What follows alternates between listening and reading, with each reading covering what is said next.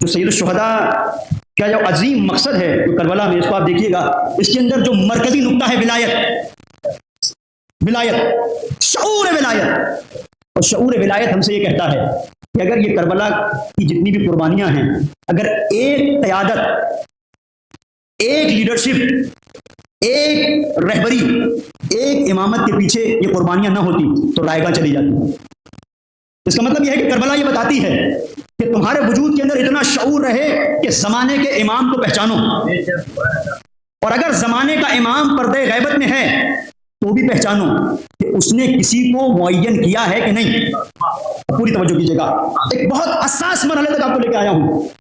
ہمارا جو اعتراض اپنے بھائیوں پر ہے کیا ہے؟ یہی اعتراض ہے نا. یہ کون سی بات ہو گئی کہ رسول اللہ نے سارا پیغام پہنچایا، دین پہنچایا، شریعت پہنچائی، قرآن پہنچایا، اور اس کے بعد بغیر کسی کو معین کیے ہوئے چلے گئے. وہ لوگ کیا کہتے ہیں کہ رسول نے کسی کو بنایا نہیں، امت کے اوپر چھوڑ گئے. سوچیے عزیزوں، یہی اعتراض کہیں ہم پر تو وارد نہیں ہو رہا ہے، جہاں پر ہم حضرت حجت کی غیبت کا عقیدہ رکھتے ہیں پردہ غیبت میں. تو دو طریقے ہیں، یا تو یہ مانے کہ امام پردہ غیبت میں جا رہے تھے تو دین کو لاوارث چھوڑ دیا، اور اگر ہم یہ مانتے ہیں کہ نہیں یہ تو وارث پیغمبر ہے، اس کا انداز پیغمبر سا ہے، تو اگر انداز پیغمبر سا ہے تو پیغمبر اگر آخری وقت میں جا رہے ہیں تو کسی کو معین کر کے جا رہے ہیں تو دیکھنا پڑے گا. اگر یہ وارث پیغمبر پردہ غیبت میں جا رہا ہے جس کے بارے میں پتہ نہیں کہ غیبت کب تک ہوگی، تو مزاج پیغمبری ہم سے کہے گا کہ دیکھو پیغمبر نے کیا کیا تھا. تو ہمیں دیکھنا پڑے گا کہ یہ بھی کچھ افراد کو معین کر رہا ہے کہ نہیں. کاش یہ بات پہنچ جائے تو میری محنت رائے گا نہ ہو. توجہ کیجیے گا، یہ جو آخری مرحلے میں امام جا رہے ہیں پردہ غیبت میں، تو نہیں، امام سے پہلے امام حسن عسکری علیہ السلام نے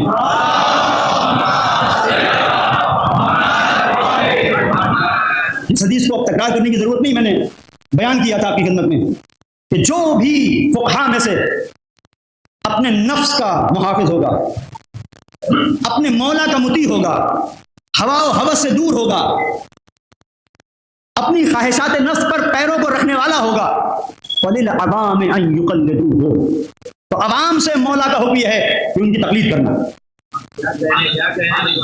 اگر کسی کو ریفرنس چاہیے تو پہلی منزل میں وسائل الشیعہ شیخ حر عملی کی کتاب ہے، اس کے اندر ہے، اور دیگر کتابوں میں بھی ہے. بعد میں اگر کوئی چاہتا ہے تو میں اس کی خدمت میں عرض کر سکتا ہوں. تو آپ یہ دیکھیں یہ ہم سے کیا مطالبہ، یہ جو فرش اعضاء عزیزوں، یہ فکر و شعور کے دریچوں کو کھولنے کی جگہ ہے، جہاں سے ہمارے وجود کے اندر معرفت پیدا ہوتی ہے. اور دیکھیے ایسا نہ ہو کہ ہم جو اعتراض اپنے اہل سنت بھائیوں پر کرتے ہیں وہی اعتراض ہمارے اوپر ہو جائے. یا آخر میں امام جا رہے تھے تو کچھ نہیں، انہوں نے کہا کہ بھئی اتنی ساری ہم نے روایتیں تمہیں دے دی ہیں، اتنا یہ قرآن ہے، خود ہی سمجھو.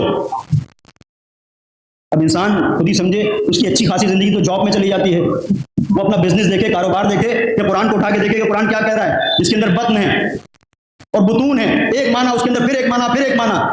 کیا پتا ہم کیا سمجھیں اور قرآن ہم سے کیا کہہ رہا ہو. اس کے لیے ایک ماہر کی ضرورت ہے.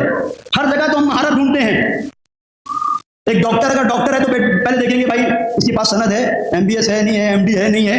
ہم معمولی ڈاکٹر کو اپنا بدن دکھانے کے لیے، اپنے جسم کو دکھانے کے لیے، اپنا علاج کرانے کے لیے تیار نہیں ہیں، اور روح کسی کے بھی حوالے کر دیں.